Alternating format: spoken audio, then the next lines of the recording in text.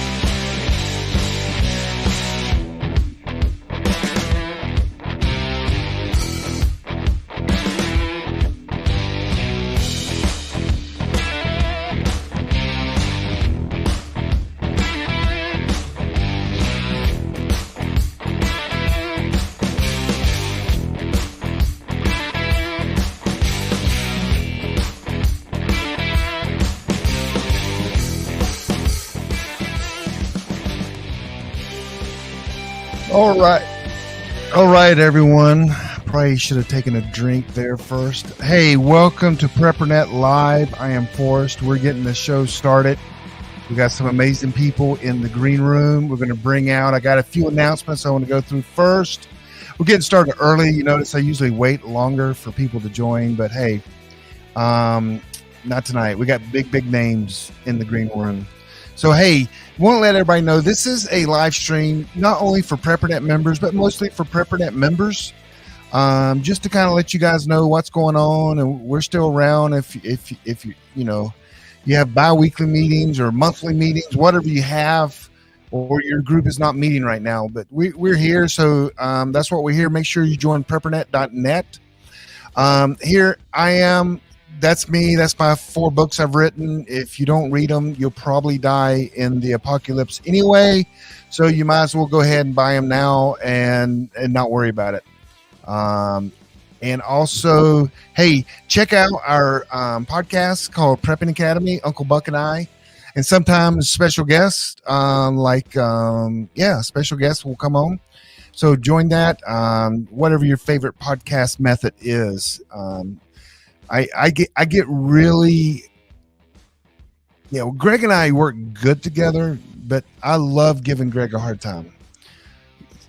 His code name's Uncle Buck. Everybody knows him. Hey, we have all kinds of events going on in PrepperNet every single week, from our national Zellonet to Sisterhood Zellonet, which guys are not allowed on that. I've tried and they won't let me join. We do 40 meters. And we do all kinds of nets. We got things going on almost every night of the month at PrepperNet, but you got to join PrepperNet.net to be a member of that, to see what's going on. PrepperNet.net. That is where we communicate. So I know you may be on the meetups, but not a good place to communicate with everyone. And then let's see the next slide.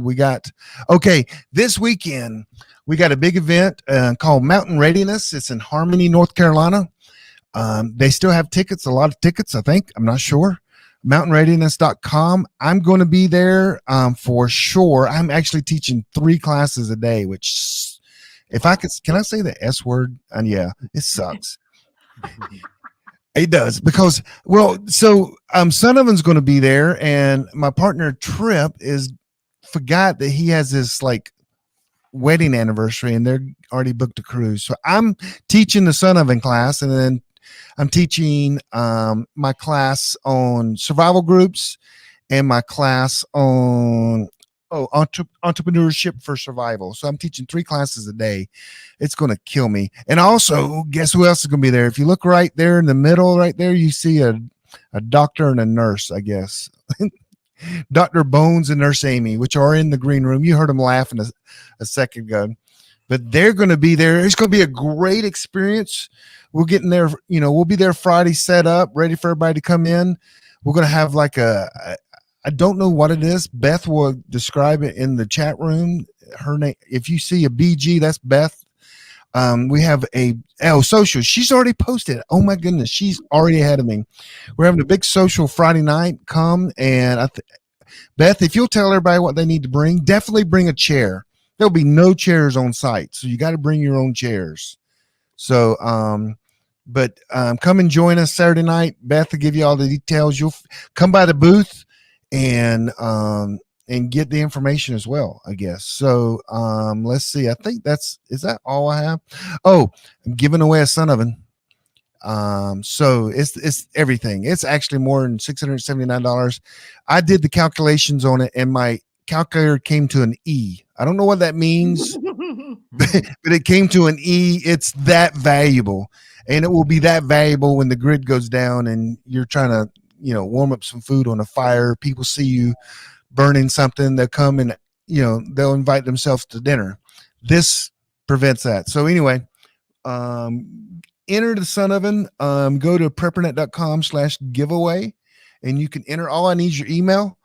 And because I got to let you know you won. And if you don't respond when I send you an email, you don't win. We'll give it to someone else. So anyway, and I hate that too, because it takes forever. So anyway, one last thing I forgot about this slide. Hey, we are supported by your memberships. We have a premium membership. It's $40 a year. That's literally 5 coffees from Starbucks. I mean, seriously, the drinks you guys drink, some of you guys, it's like $40 a year. And here's the thing, we can provide more services and more content and more of what you want, the more people that join. That's plain and simple. And that's what we're doing that for. There's some courses in there that we've created. It is, literally when you join and become a member, it's almost like being in heaven. Because we're here for you. We're going to protect you and teach you. It's not like the same in heaven. I don't know. I just made that up. That's kind of what I do. But anyway, I would introduce you to Dr. Bones and Nurse Amy, but guess who is not in her seat right now in the green room? She is gone. Oh, here she comes. She ran back. Okay, here we go. So you had to go get some water, didn't you? No, lip gloss. Oh my goodness. Oh, let me put mine on. Sorry. It's for me. It's yeah, he's missing a little lip. Yeah. Well, this is the famous Dr. Bones and Nurse Amy. That's Joe and Amy Alton. And they have been doing this in the prepping arena for as long as I've been born. They're good friends, and I love them, and we talk on the phone. I just call them randomly, and y'all never randomly call me. I've noticed that. Well, maybe we will. Because he's busy. You're a busy man. You run like, we're just 45 companies. Yeah. You're like Elon Musk. You are. Yeah. You are. I'm lucky if I get a text back from you. The prepper Elon Musk. One of the things I was going to do, and I totally forgot, is I was going to get the first time I interviewed you guys on a podcast. Oh, boy. I was so embarrassed. Do you remember that at all? I don't get embarrassed often. I really don't. Why would you be embarrassed? Because I'm going to tell you guys, and you'll remember this. It was probably the most I've been embarrassed ever in my PrepperNet days, ever. Okay. I invited you guys on. I forgot your name. I don't know. Do y'all remember that? Oh, did you call me John? I don't remember. Something like that. And then I forgot your book name because as I was introduced. Okay. I was introducing the book name and I couldn't get it right. And I remember my face was just red. Aww, we didn't notice the thing for it. And I was wanting to play that tonight because it was just snippets of the past. Hey, so I can't wait to see you guys this weekend. Yeah. We haven't seen each other since we're excited. Tennessee, I guess. Yeah, October. Yeah, it's going to be a lot of... Yeah, October. It's going to be a lot of fun. You got a lot of folks there that know a lot about preparedness. And so it's a good number of teachers and I know, right? Yes. Classes all day. I mean, you really have to like clone yourself and bring friends to take notes because there's like 3 or 4 sometimes classes at the same time. Yeah. You yes. have bring a bunch of tape recorders and just put them at each stage. Yeah. Well, when people come to my class, I'm going to give them a mark. That way, when I walk around, I can make sure everyone comes to my classes. If they don't. I'm kidding. You got it all planned out. I tell you what, I have some amazing people. We have some amazing people in PrepperNet because I teach a class called Survival Groups, and that's mostly to get people to introduce them to PrepperNet. There are some people that have said in that class at least 10 to 15 times just to support me teaching that class. And it is crazy. So hey, well, welcome. I've been looking forward to this, and I've told everyone for 3 months now that we're gonna have some mystery guest on our last show. You're the mystery surprise. And my thinking was, okay, I'm gonna just reveal them live on the show, and I'm like, wait, well, I need to tell people who it's going to be here, but they might not come. So anyway, especially if you tell them it's us, right now. So I'm going to ask you some questions. Okay. And we're gonna joke around and have a good time, and then a little bit later in the chat room, people are going to ask questions, and we're going to talk about. Okay, you are teaching a class. Is it full? We have. Wait, the suture class. Yes. So we had a cancellation.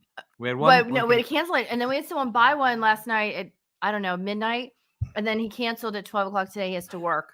Oh. I'm back to 15, but the class has 8. We're going to do 18, or we're going to do 16. 16 is what I'd like to do. I mean, but if push comes to shove, we'll do 18. But I've got to be able to see max. This so class. We're at 15. Yeah, this class is a suture and stapling class. It's a hands-on class for people, and you can't leave the class until I'm happy that you can close a wound, and I'm happy, and you're happy that you can close a wound. He always says that. Right, our students have to be able to. I mean, sometimes I take. I use pig's feet, or we use pig's feet for the template. Publix today and got some. Right, and I'm going to have to be able to take your stitch and swing that pig's feet over my head and make sure that thing doesn't fall apart. We're not going to have pig's juice flying all over my students. So that is this weekend at Harmony. So there's still room if someone wants to sign up. I do want to say, although that class is a paid class, the lecture part of the class is absolutely free. So if you want to sit in the back and watch the lecture, which is very bring your own chair. Bring your own chair. But bring your own chair. Bring your own chair. Bring your own chair. And also, I'll be giving a talk on the survival medic and basically everything that you need to know to determine how to be the medic for a group in times of trouble. And so we're going to talk about the likely medical issues you're going to face, what your responsibilities really are as survival medic, which you're going to be surprised about. And we're going to talk about a lot of the individual issues that you're going to find that you're going to be having to take care of if you are the highest medical asset left to your people. Most commonly found. Yes. Right. Most commonly found issues. So I threw up a comment on the screen. Can y'all read that? Yes. Only with my glasses.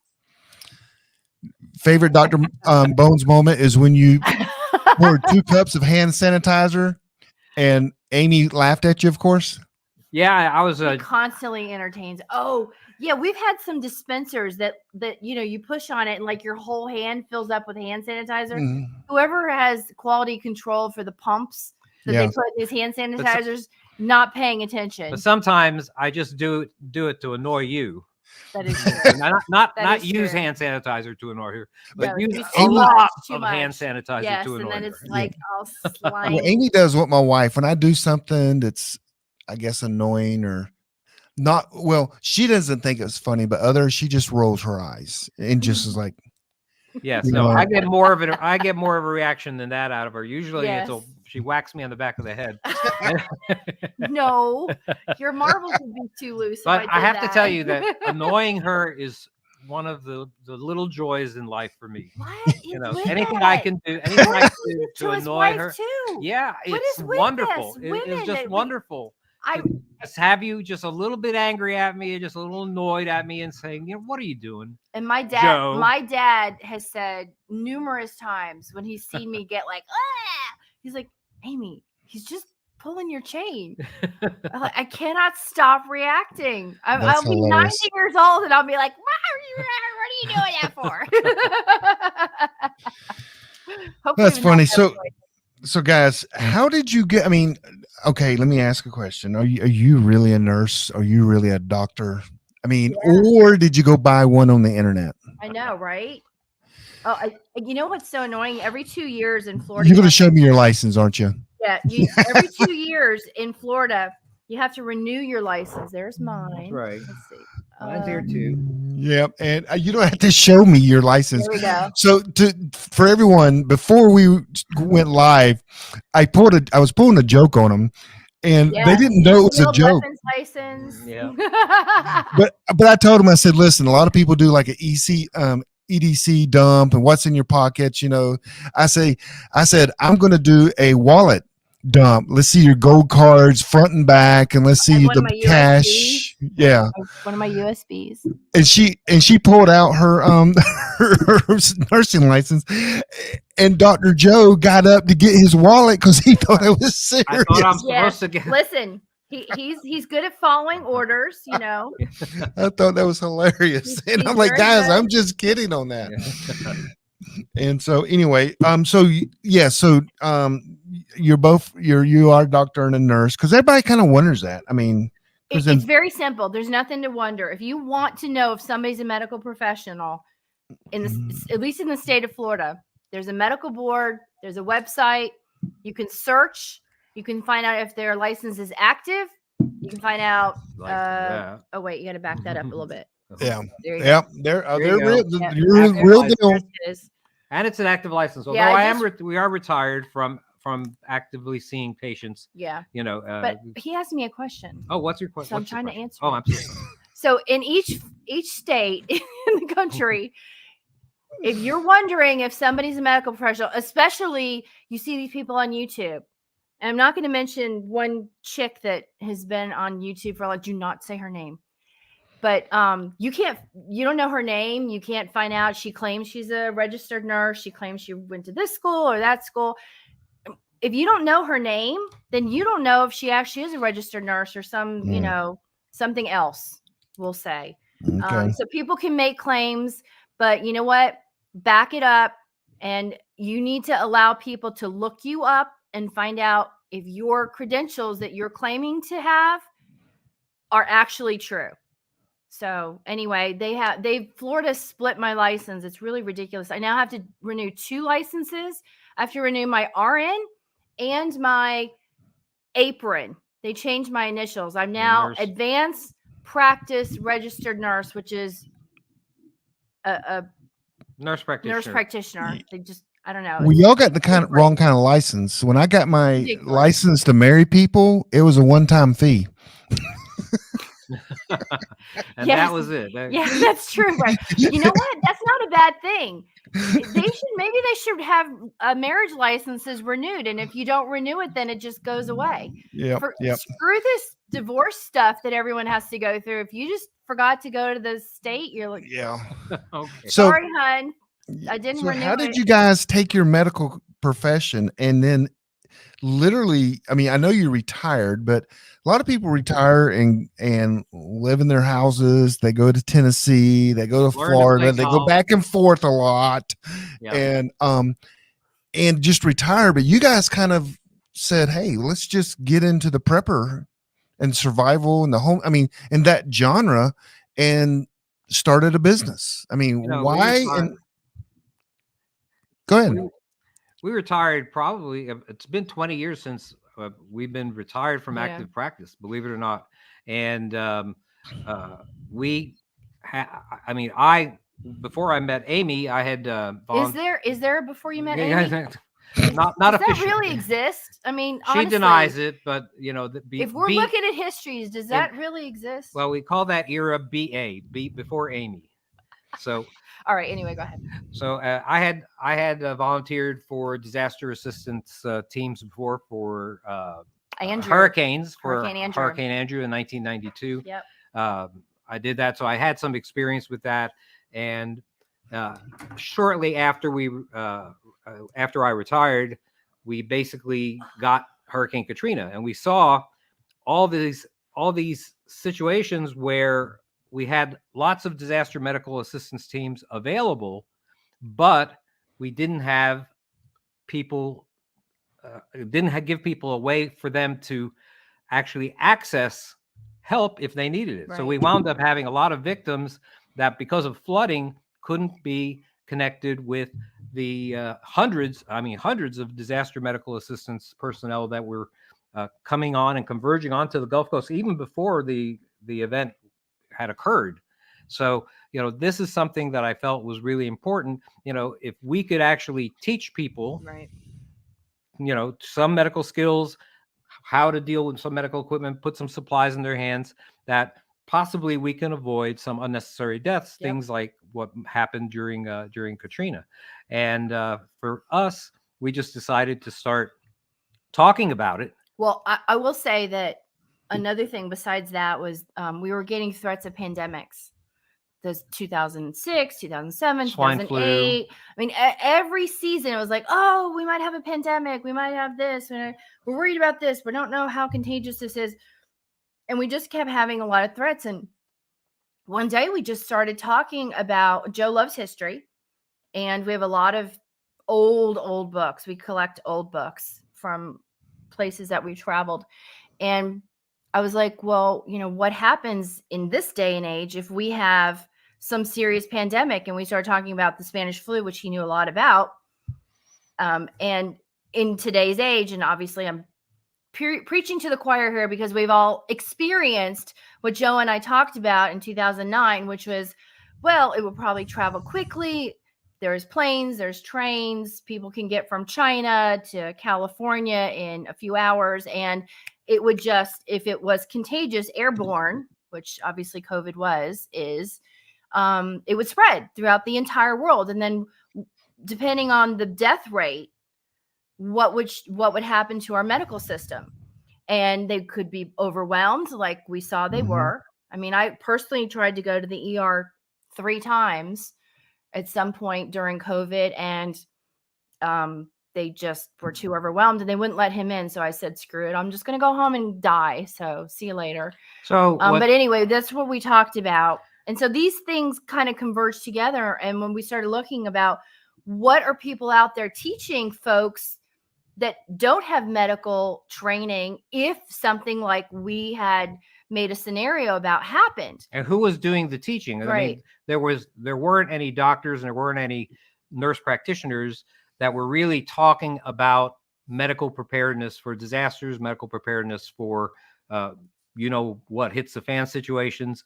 And the reason we tried to figure out really why that was, because we were looking for sources from doctors and saying, so that we could learn exactly about it. But and so also during our prepping, because we were started, that stimulated extra prepping. We were already hurricane preppers and we were like extra prepping. And we're like, okay, I want to get a list of what supplies I should have at home.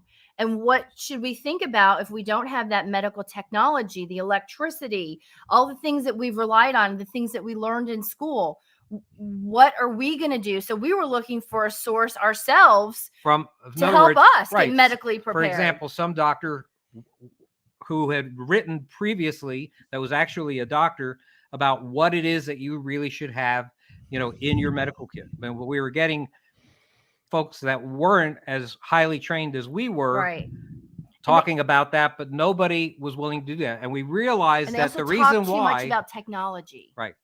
And considering the limited availability to technology, that you would have, it really didn't make sense for true survival situations. So we needed to have somebody who would be willing to write about situations with the mindset that the average person has become the highest medical asset left to their family.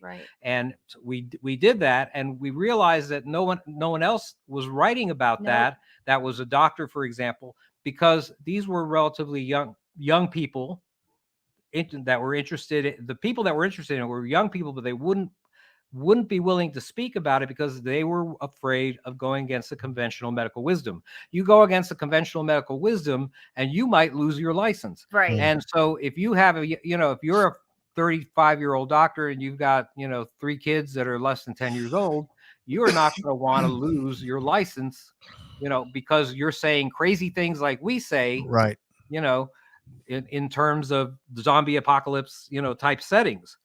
And so we felt that we had that freedom because, we were retired. We have active licenses. If our license were taken away, it would not have changed that we said our lives. It wouldn't change us. I mean, it would upset us because we went to school for a really, really long time. Right. I mean, I went to school for college for 7 years. That would upset us. Or you went to school for 45 years. 45 years.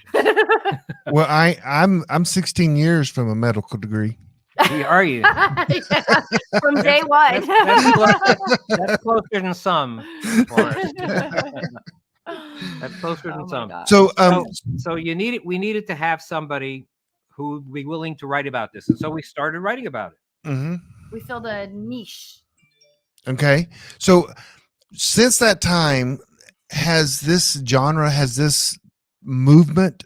Have you seen it change?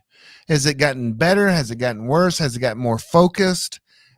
What has changed over the last, I guess, almost 15 years?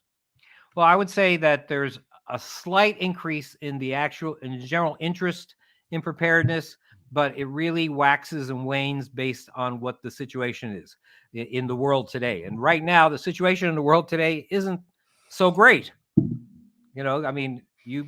I think, and you might agree with me, Forrest, that the world is not any safer today than it was before. As a matter of fact, it's probably less safe. Mm-hmm. I mean, in some of my talks, I had slides of the general types of disasters that you would experience, and I had all the natural disasters, and I had economic collapse, and I had things like that. But I found myself adding over time active shooters. I found myself adding chemical emergencies from train derailments. Mm-hmm. And now, of course, there's always the threat of nuclear war because of what's going on in Ukraine, and because we have a lot of bad actors in the world today that crazy Putin. And he's not the only crazy one out there that has access to nuclear weapons. Right. And so North Korea wacko. Right. And so there's more stuff that people are worried about. And so recently we really have seen an increase in, let's say, the number of people in our survival medicine group on Facebook. We have over 8,000 people now on that. And I'm getting a lot of personal emails from people saying, hey, what do I do about this? What do I do about that? And by the way, those are always welcome. You can call me or email me at or Amy at drbonespodcast@aol.com. We call it OLD.com. Oh, yeah. I'm watching the chat here. I'm going to agree. I grew up with a father who was in the Air Force and became an airline mechanic for Eastern Airlines, if anybody remembers that. Yes. My dad fixed everything that happened to him, and he came every day with some kind of laceration, cut, burn, some super glue and duct tape. Mm-hmm. Literally, you can do anything in the world with super glue and duct tape, generally speaking. I could probably make a tourniquet out of duct tape if I had to. Absolutely. So they were talking about what? Next question. Next question. Next question. Have you emailed me my $500? No. Wait, didn't I show you my credit card a few weeks ago? You did, but I didn't. You asked for it front and back. If you didn't record that, that's on you. Yeah, it wasn't being recorded. He's not actually making notes. He's actually practicing your signature. Oh, yeah. So, in the prepping world, are you happy with the people that have a desire and see the need for medical, or do you think it should be more? Because everyone. Wait. Are you talking about the people who are trying to learn it, or the people who are trying to teach it? In general, for example, in the prepping world, there's less than 1% of people that really know ham radios, and they learn it and they practice it. It's a small percentage. So they're diamonds in the rough, meaning they're good catches for any survival group. Mm-hmm. Medical I think is higher than that, but do you think there should be more people that are pursuing, like, just even the basic wilderness or the classes you got to teach? Should there be more, or is the ratio? I know you're going to say more. You'd be crazy not to. Well, I've got to say that it's got to be more. I mean, Yeah. you have to know what our mission is. Our mission is to put a medically prepared person in every family. So that means that I need somebody in every family. I need an army of medics to get through what I believe to be the coming hard times. And so that's why we spend all our time, talking about this stuff and writing, and we write books and we do videos and have podcasts and stuff like that. But the truth of the matter is that this impetus to learn about medical stuff, I mean, it's got to come from within. People have to really look at the world, and they have to decide that, hey, you know what? Things aren't going so well. And, things are, maybe beginning to go in this downward spiral. I mean, it's gone everywhere from economic stuff. And now there's this group called BRICS, which is Brazil, Russia, India, China, and South Africa, that want to go away from the dollar. I think maybe go to the yuan, the Chinese currency, for international trade. I mean, the second that gains steam, we become no longer the superpower that we were. And so that's happening from an economic standpoint. We have, people are not afraid to, not stand up to us only, but, to physically do things to our people, and I really think that, I mean, just fly over with balloons, and, oh my gosh, and things like that. So I just think that anybody that's got half a brain should take a look at it and say, hey, you know what? One day the ambulance might not be heading in my direction. Or the rescue helicopter might not be just over the horizon. And I may have to know some stuff, and I may have to maybe have some supplies that would make sense to deal with some of the common issues that might occur, if medical help was not going to be on the way. And so that became sort of our catchphrase, what to do when help is not on the way. So if I read this book and memorize it, do I know? I mean, do I really need a doctor ever in my life again? Yes, you do. What is that? The dictionary? There are all kinds of crazy, obscure diagnoses that are not in that book. If we put everything that could possibly happen to you, and believe me, there's a lot of things that can happen to you in that book that you could possibly do something about. That book would be as thick as the Empire State Building. Look at this. Like literally. Right. So we'll talk about traumatic brain injuries, but we won't tell you what to do if somebody shoots you right between the eyes, with the 45,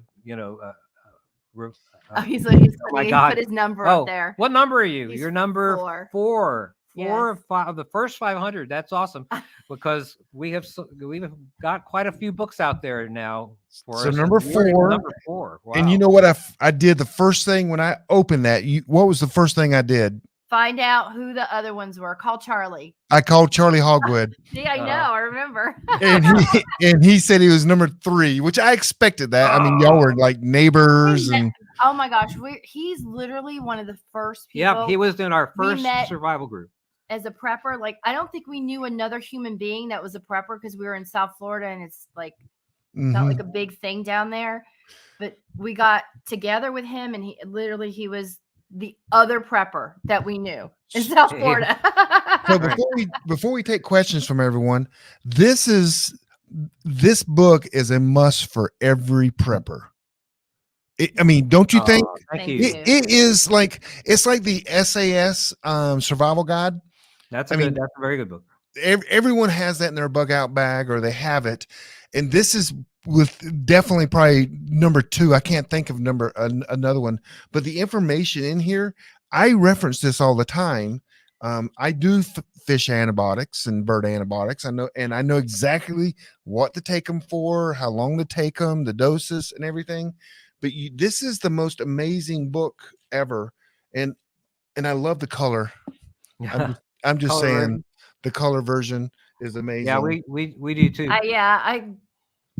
I wanted to do that since the beginning, but every time I contacted a printer, it was absolutely insane. And then I just bit the bullet this time And he was like, why do you need color? Why do you need? I'm like, I'm going to do a color this time. Well, I'm glad she He complained and complained. No, I didn't complain that much. Yes, you did.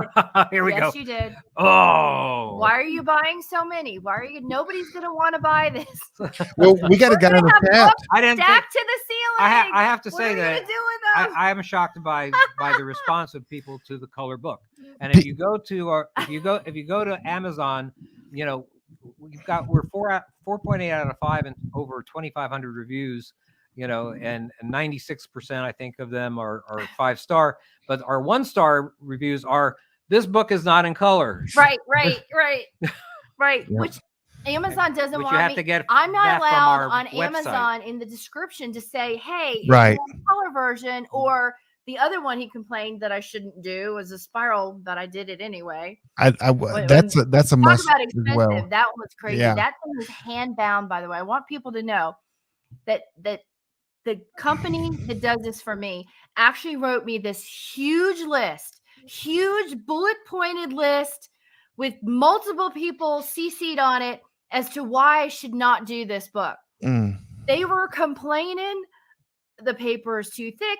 We can't use our machines. We're having to do this by hand. We don't have the right spiral size. And then I solved all their problems because I did my research. And I said, we're going to do this, folks. Everyone just take a deep breath. We're going to do this. It's going to be fine. I know you have to hand bound this. They have to hand cut this book in multiple sections to get the holes. And then they hand put the spiral in to do that. So these books are very complicated to make. The publishing house is so unhappy every time I place an order. Well, I'm like, I'm sorry, I need more. But let me tell you why the book is actually unique. Why it's not just another decent first aid book. Okay. I mean, not just because it's 700 pages, but and covers so many topics, but because in every topic, you're just never going to see at the end of it, go to the doctor, right? And take that person to the hospital. No. And even books like Where There Is No Doctor, which is in plain English, like, you know, meant for, you know, the average person to be able to read. Right. And that's what we did too, is made if you pass 5th grade, you can read this book. You know, basically we made sure that we would not write that anywhere between the front and back covers. Do not go to the doctor. Or no, we don't say don't go to the doctor. We just say there is no doctor. Right. We just there is no hospital. There's no way to go. Right. The and entire book assumes these are the things that you can do. And at the end of what you can do, if you can think of something else, great, because we haven't. We've literally got you to as far as we can think. And it's brutally honest. Like right here, step 10. If you're at step 10, kiss your butt goodbye. Yeah. Did y'all know you put that in there? Yeah. No, I don't know who put that in the book. We didn't. That's reality, baby. Okay, I added that. But I mean, basically, so even if you have somebody who you have to care for who's so sick, is basically hospitalized, but at home and bedridden, and you have to do everything for them. They can't get up. You got to bathe them. You got to feed them. You got to make sure they're hydrated. Check their vital signs. I have a whole nursing care section in there, which is new for this edition. Right. And versus the thing is that people may say, oh, I'm never going to have to take care of a sick person or in my home or a bedridden person. I have to deal with them on a daily basis and need nursing care. But the truth of the matter is, even the CDC itself said during the COVID pandemic, if you have a mild to moderate case, and this is during the time the hospitals were being sort of overwhelmed with, you know, possible cases and things like that. You know, if you have a mild to moderate case, we prefer that you try to take care of that person at home. Yep. Right. Yep. So. Yep. Don't come here. Stay home. But they didn't explain what you should do for an epidemic sick room, whereas you'll find in that book, and in the big book too. Yep. I got all the books. So do you actually you hire these out for other people to write them? What? Yeah. Gosh, I wish. I know. Y'all labor and it takes forever. So the question is there another book in the making? I mean, gosh, you guys cover everything. Well, I'm thinking of writing a book on nuclear preparedness. Oh, okay. Honestly, I think that might be Seriously? that might be the next one, because I'm beginning to see things in such a way that something will happen. I mean, especially now that they have what they call dial-a-yield tactical nuclear weapons.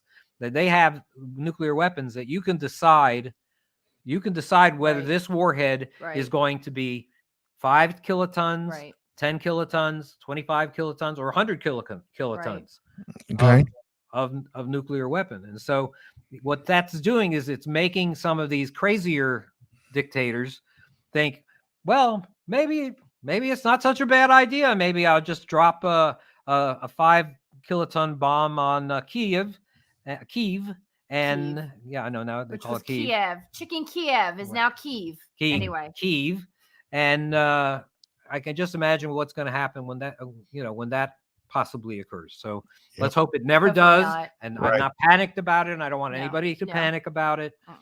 I know every time I mention something like this, I guarantee you that somebody's going to be calling me a fearmonger tomorrow somewhere. Because that's always happened every time I've written about this kind of stuff. All right, I want to answer a couple questions.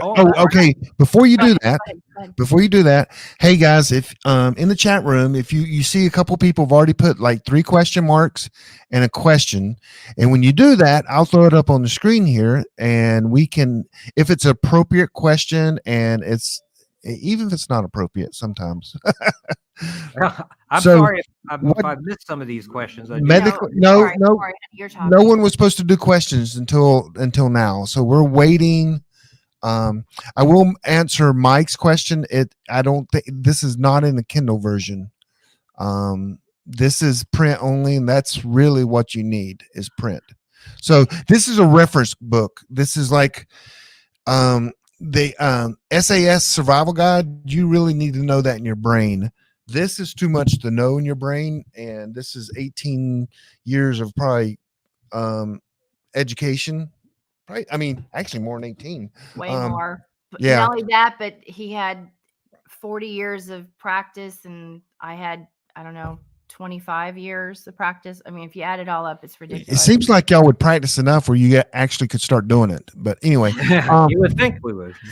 So, what medically prepared? What does that? Please define. Basically, medically prepared means you are someone who has developed a fund of knowledge for the common medical issues that are going to occur in the disasters that are most likely to happen in your lifetime. Okay. And that depends really on where you live. If you live on the West Coast, you should be prepared and have not only the knowledge of what to do before, during, and after an earthquake. I'm talking about the West Coast now. Okay. But you should also have the various types of material that's necessary to be able to function. For example, if you are in an earthquake area, then it's very important for you to have a medical kit not only at home, but also in your vehicle, because you never know when something like that's going to happen, and it's probably going to make roads impassable. And so when that happens, you better have not only a medical kit, but you better have a good broken in pair of walking shoes, because you may not be able to get home via the vehicle that you happen to be in. Right. So would you say it's kind of like ham radio? You just can't learn ham and then literally stop doing it. You have to continually learning and practicing and for it become common, or just, what do you call it? Instincts. I can tell you that's true, because we have our ham technicians licenses, but it's been a while since we've used our handy talkies, and we probably shame on us. And we probably aren't. We just didn't have anybody to talk to on it really down there. You can't consider us experts. Yeah. I did that early. I did that in 2010. I mean, we did it a long time ago, and we just didn't know a lot of preppers back then. There was no PrepperNet. There was no network. There was no way to meet anybody. I was lucky we knew Charlie. And then he had met Courtney like a year after we met him. I'll tell you why we have 2. Why that's important, and we eventually wound up having several other people. Yes, that had made a little group. Remember, and that's the importance of. It really underscores the importance of community, and that's part of medical preparedness too. Yeah. Is to have not only be have the ability to deal with issues that may occur in your family, but also to be able to care for people that are outside your family, because these people may have skills that you don't have. In other words, I can take you apart and I can put you back together. And I'm serious. I'm talking about your belly. I can do that. Okay. But I probably aren't as good at making a shelter as even the folks on the folks on Naked and Afraid and Alone and all those other ways. Right. I don't know if I'd say Naked and Afraid, but I might say Alone. Yeah. Naked and Afraid, they're just starving to death. I'm afraid you're not going to ever see me naked. But. So let me a question here. So ham. I'm a ham. I'm a general. I'm somewhat a nerd, I guess. But the ham people, they get together and practice like all the time. They have nets. They have antenna builds, and should that be something in the medical? Because we all go take a first aid class and we do wilderness first aid and we do these stop the bleed. We do what we can, but maybe medical people should start doing what ham people and start meeting and talking and discussing, the things that they're learning and practice together. I mean, why wouldn't they? And we have a lot of people like that. Like I said, a lot of the folks that are in our survival medicine group on Facebook, for example, the survival medicine, Dr. Bones Nurse Amy, they are EMTs or they're nurses or they're the family medic. The people that I'm telling you that is the medically prepared person in the household. And, we do talk about things, or we have a great moderator. His name is Ron Davis. I don't know if he's here tonight, but he's put together a huge library of files of all sorts of resources that are not even our books, that can really are very useful. We probably have one of the biggest medical libraries in of a Facebook group in the entire internet, I would say. So y'all familiar with Preppy Squirrel? She's got a question for you. Oh, Preppy Squirrel. Hi, Preppy Squirrel. What antifungals products do you recommend, and are there allergy considerations as with antibiotics? Yes, you can be allergic to antifungal medications. I don't see that as often, I have to admit, as I see with many antibiotics, especially penicillin family antibiotics. I would suggest Lotrimin as a good collectible, stockpilable antifungal agent, especially for skin. Of course, if you have one thing, if you can get it in a powder form, powder form, it'll last longer. You could always, if you want to make it into a cream, you can probably mix it with a little Vaseline, lanolin, coconut oil, something like that. If you want to put it on to keep it to stay and maybe cover it if you have a small rash or something. But anything that's dry rather than the ointments is going to last a lot longer in your storage, which is what we're all looking for, is what is going to last the longest possible. Next question. Your books are in audio. Wait. Not done yet. Oh, not done. I retract that question. We're going to add the herbal. One of the antibiotics that you can get that's the next step up is an oral antibiotic called diflucan. And diflucan is still available in a fish antifungal called fish flucan, or fish aqua, flucan. Or I think aqua flucan, I think is another option. But it's called fluconazole. FLUCONAZOLE. Yeah, and fluconazole. Right. For people that have, and there's even actually a ketoconazole, which was, I have to actually check to see if it still is, but last time I checked, it still existed in a fish version. And that ketoconazole was used for people that have overall body fungal infections. So there are still options. Now, I don't know if they're going to remain options, because the CDC and the DEA and the FDA are all saying they're going to have an increased stewardship, quote unquote, on antibiotics in the future. And they use antibiotic resistance as their excuse for that. And I mean, that's all well and good, but we still are giving tons of antibiotics to our food producing livestock. And that's not even to treat infections. That's because there's a statistical difference in how fast they get to market and how fast they grow if they're on antibiotics or if they're not. So the ones that are on antibiotics actually get to market sooner And so they make a better profit. And that's why 79% of antibiotics in this country are given not to humans, but to food producing livestock. But also herbal. And herbal, go ahead. Herbal. Lavender, tea tree, very antifungal. Garlic, rosemary. I've used apple cider vinegar. I think those are the biggest ones. Fire. I'm sorry to keep you going. No, fire is a good one as well. Fire, yeah, that would. Yeah.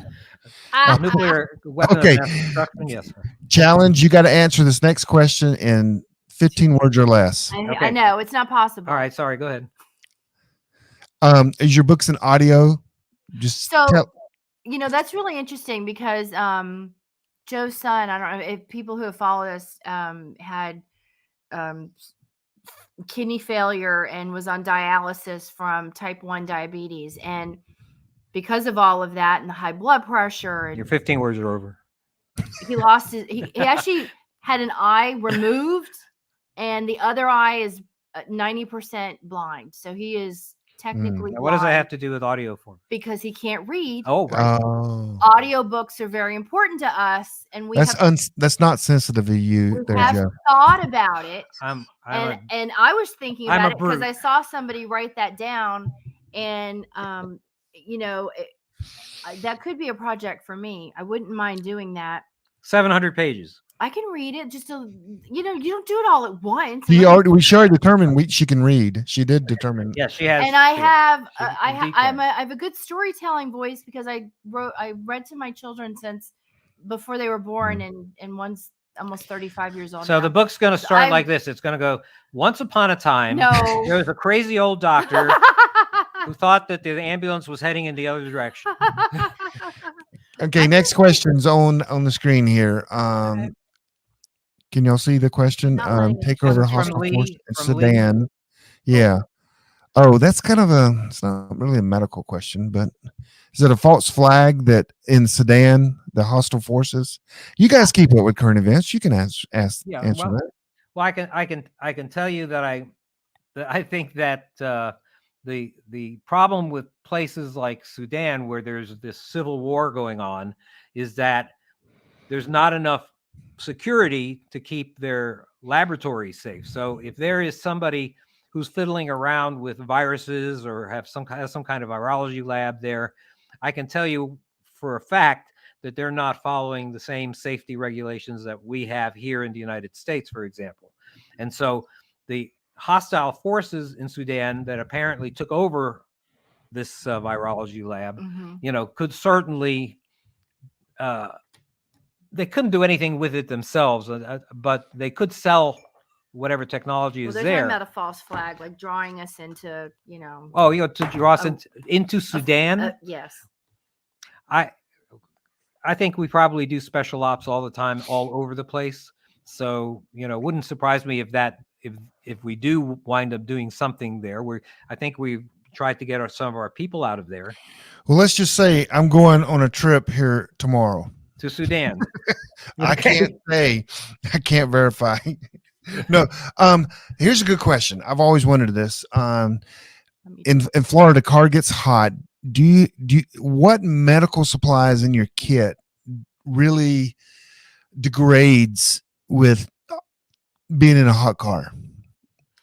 So let's think about what's typically in a medical kit. Gauze. Not a problem. Okay. Forever. We've seen gauze in Civil War museums. God knows what they went through. They look maybe a little yellowed, but fine. Intact packages, still sterile. If it's torn, it's not going to be sterile, but you can still use it to stop bleeding. You use what you have to when you have to.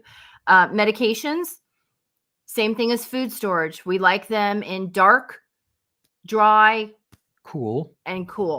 So those are going to degrade a little faster. Is your Tylenol going to be ineffective after the expiration date in a super hot car? No, but things start to get a little bit less effective over time. So you think about your tablets, your wipes. That's another thing you have betadine wipes and alcohol wipes and sting relief wipes. If you don't which is why I put everything in Ziploc bags. If you don't seal those paper outside containers of all your wipes, do not seal it. And I'm telling you, if I put a Betadine wipe in my car in South Florida, in 1 week, it is a paper towel. It is not a Betadine wipe. It is a paper towel with a stain of Betadine. So you must put all your medical wipes in little Ziploc bags or whatever. Make sure they're sealed from the dryness, because those little paper containers are not enough. It's like your wet naps after you have your barbecue ribs. Those little containers, they're going to dry out after a while. So you have to watch your wipes. Your hemostatic gauze, I personally do not feel is going to degrade. Those are one ingredient products, and they're in very good sealed packages. So I don't think your chitosan or your combat gauze or quick clot are going to degrade. I think those will be just fine. Your tourniquet's going to be fine. Band-aids, anything with adhesive. Now you're talking about your tape, your Band-aids. Once you get things hot, and this is especially true for duct tape, it gets like over sticky. It's going to stick to itself. Band-aids, I find, just stop sticking. So you need to watch your adhesive things. Anything that's got like a chest seal, same thing. Your chest seal gets really hot, you may have an issue with chest seals. Yeah. So anything that's sticky, you have to watch out with the heat, unfortunately. Okay. Another person asked about, the audio and Kindle, and there's another question I'm going to refuse to throw on the screen. I'll answer that question because I don't want you guys to see the question. Okay. Gary asked, the answer is no. So everyone in the chat room can see what he asked. And I'm gonna mention it. I'll say I can say. Look, well, I didn't. Y'all don't like to touch that. No, I don't mind. It's you can ask. You can ask me We're anything. okay external. Before, no problem. Wait, before there were your standard antibiotics like penicillin and things like that, there was silver, and silver has long been known to have antibiotic effects, antibacterial effects. Now the thing is that there's a great deal of proof for its use on open wounds. Right. So skin on the skin and with open wounds, burns, absolutely 100%. Yep. Love it. Do it. Use it. Now, just because it has direct contact. It has direct contact in the wound. When you ingest it, go ahead. When you ingest it, see, silver is like the Lonely Hearts Club. All right, a member of the Lonely Hearts Club. I know he's going to say. This is it because it's positively charged. Right. And what it wants to do is it wants to get with a negatively charged ion, right?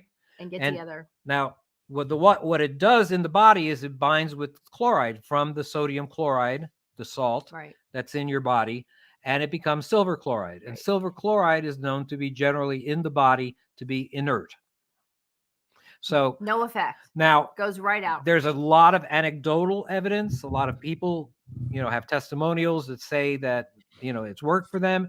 You know what? If it works for you, right.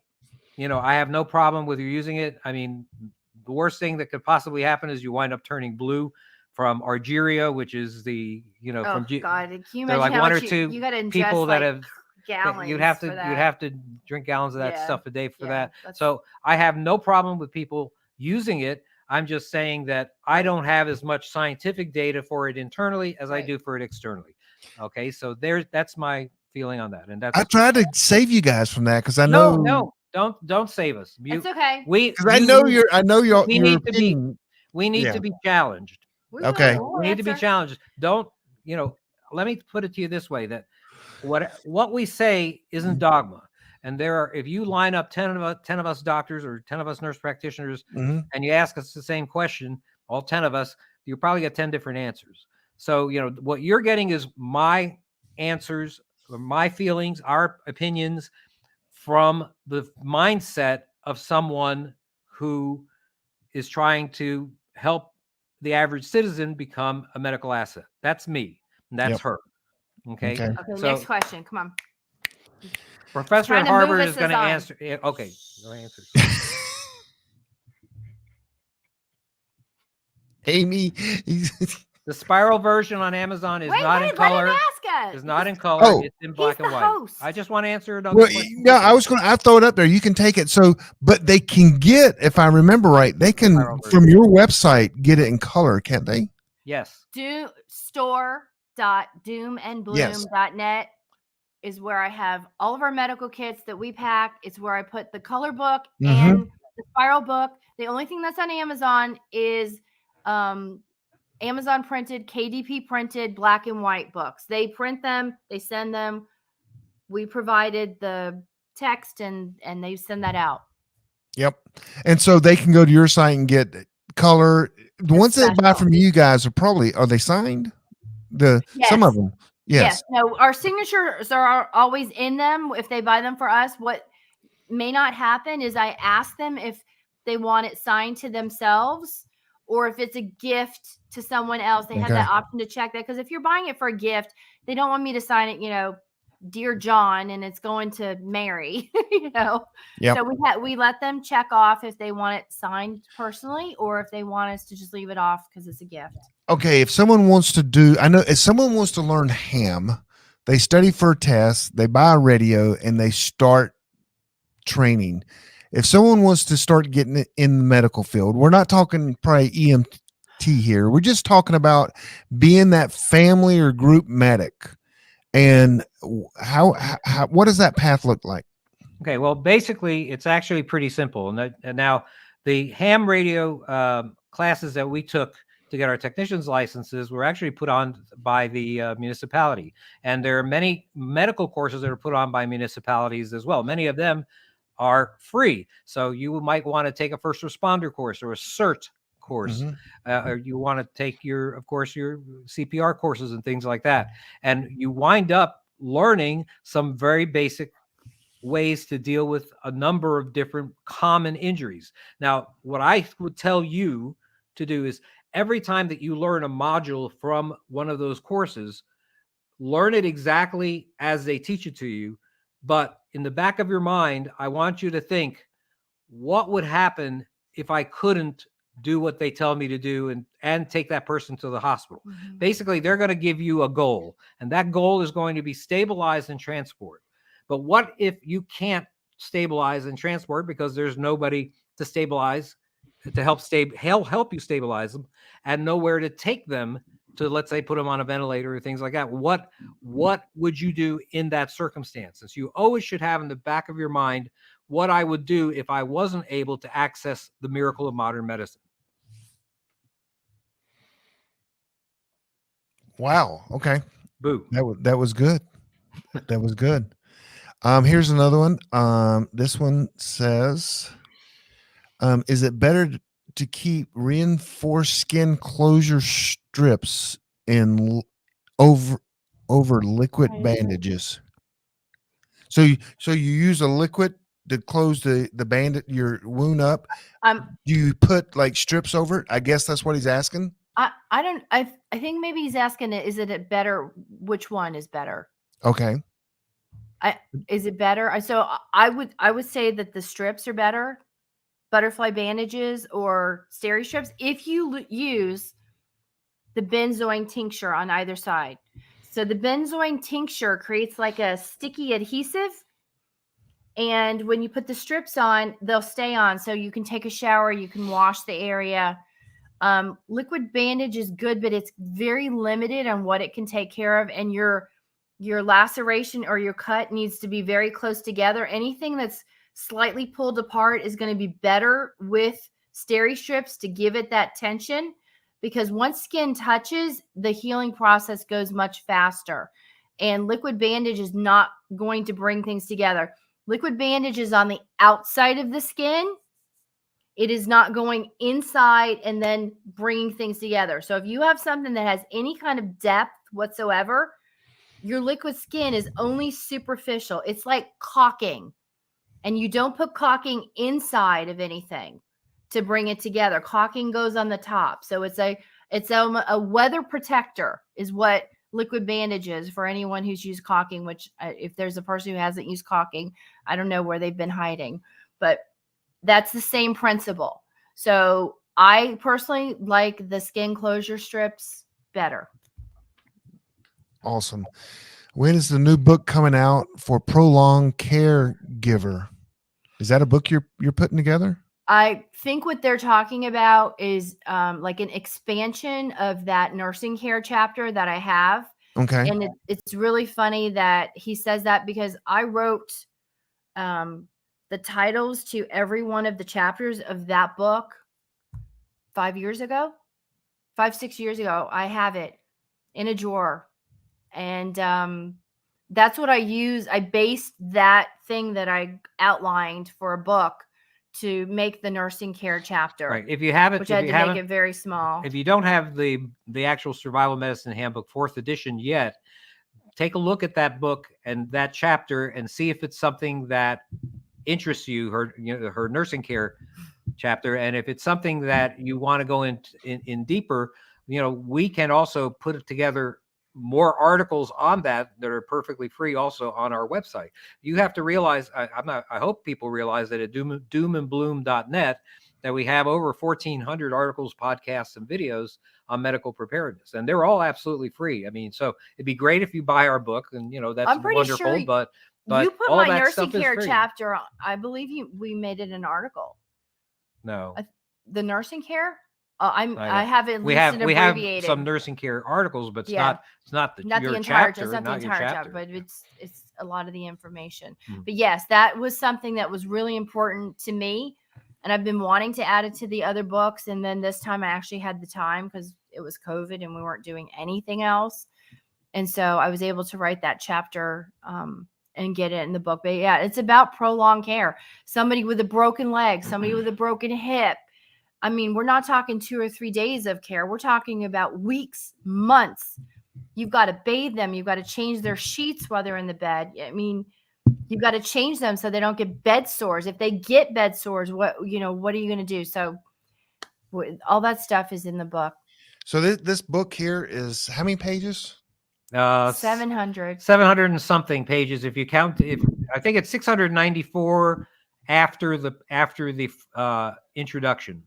And so I'm telling you, I think there's some that are Roman numerals. I don't know why they do that. Every inch. There's not like a header or a footer in this thing at all. I mean, you can't. That's another reason they didn't want to do the spiral. They're like, there's not enough room to punch the holes. And that's why it's not a 6 by 9. You'll find it. That's why it's not a 6 by 9 book like the previous editions, because it would have been 1,500 pages. Yeah, it would have been this thick. Yeah, and it's hard. For this particular book, I think it's hard to be audio, and maybe you should do it. That would be fine, but I don't sit down and read this book. This is a reference book that I go to when I have issues. I guess I could read it and then take the medical exam and see if I pass. But it is not, I mean, it's a reference book. And I mean, so anyway, I don't know. The audio version of that, with Amy reading it. I'm just trying to imagine that. And I think with Amy reading it would be worth the price of admission for that. Well, people could listen to it before they go to sleep.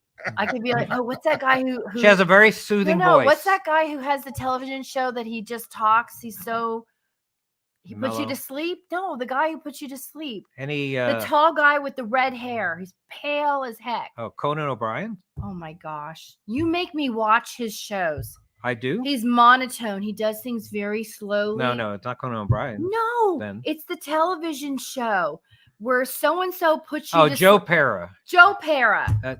And what's the name of it? Joe Pera talks you to sleep. Talks you to sleep. There you go. All right. Okay. Well, Amy reads the Survival Medicine Handbook and puts you to sleep. Back to the subject at hand. Is there anything you should not pack in a medical kit? And this is probably our last question because we've been a little bit over an hour so far.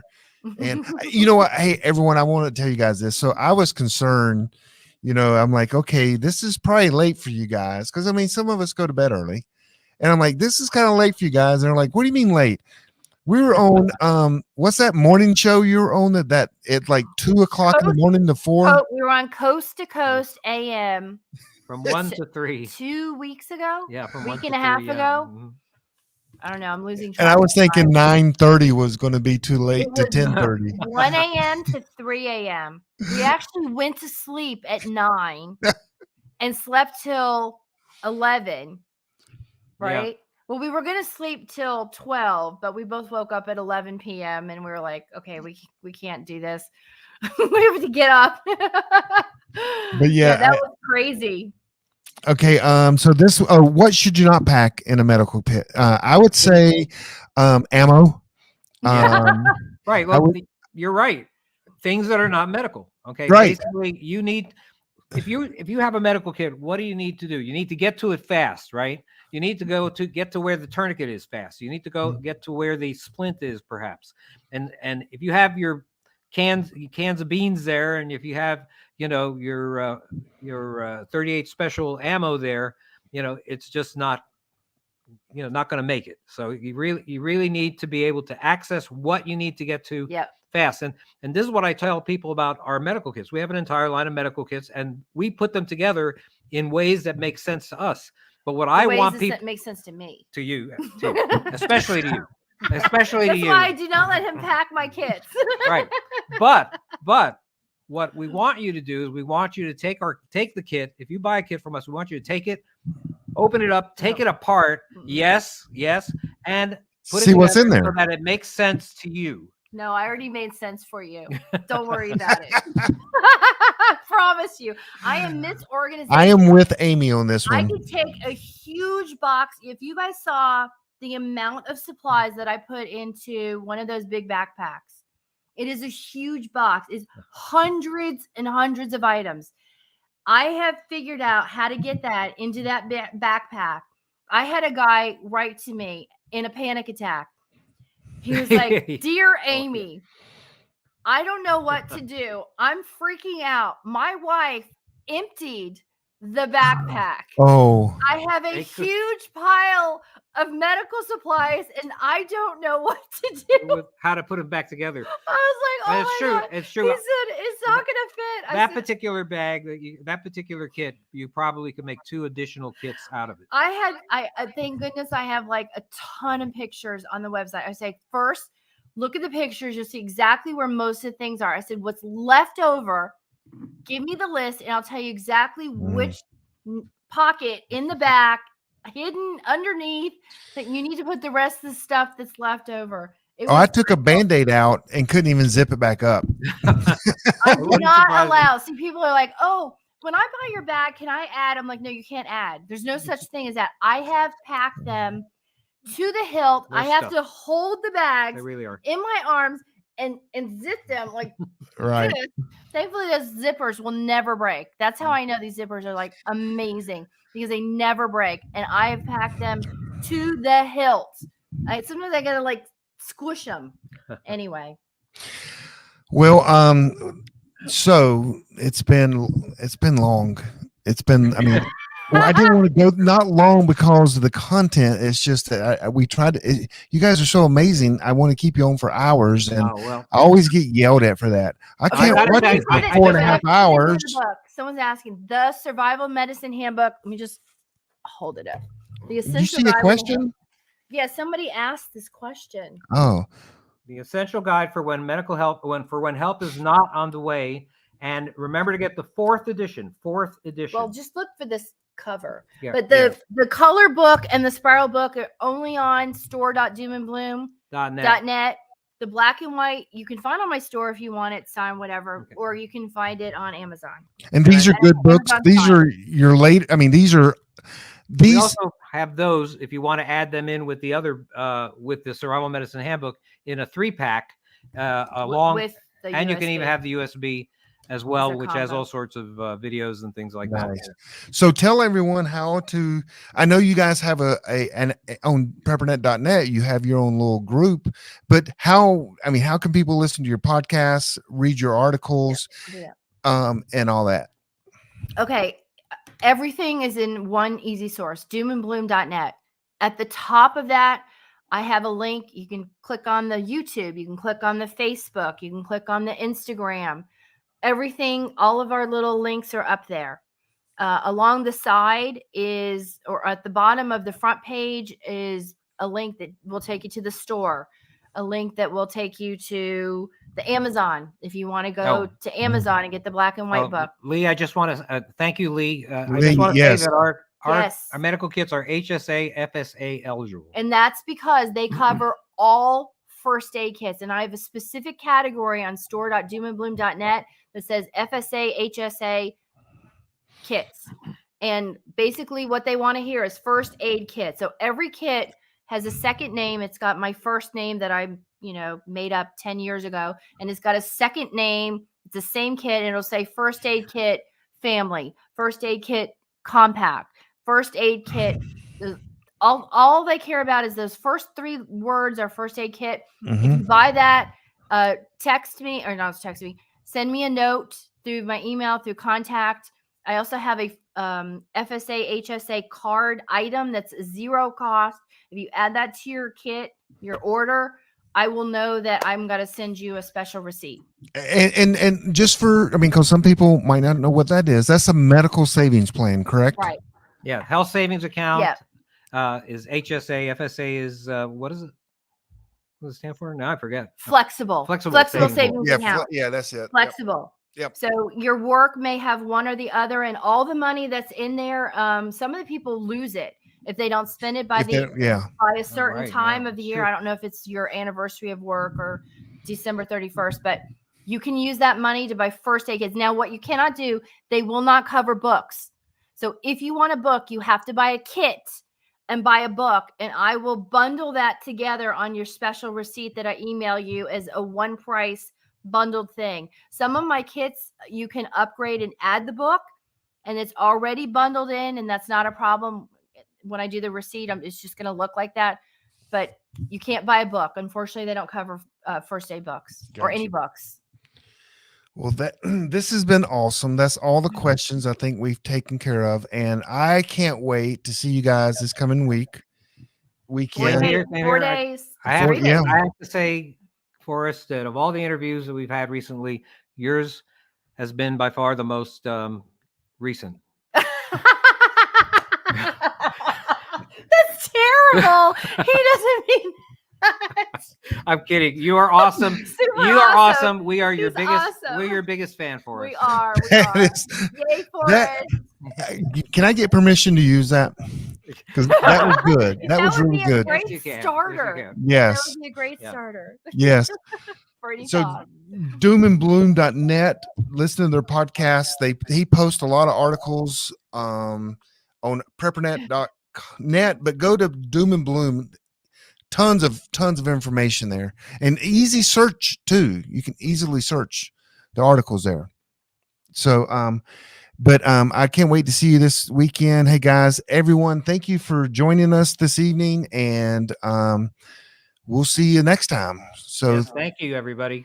Thank you guys. Thanks for having us, Forrest. Thanks everybody who was here. Really appreciated looking at the comments. Yep. Oh, thank you guys.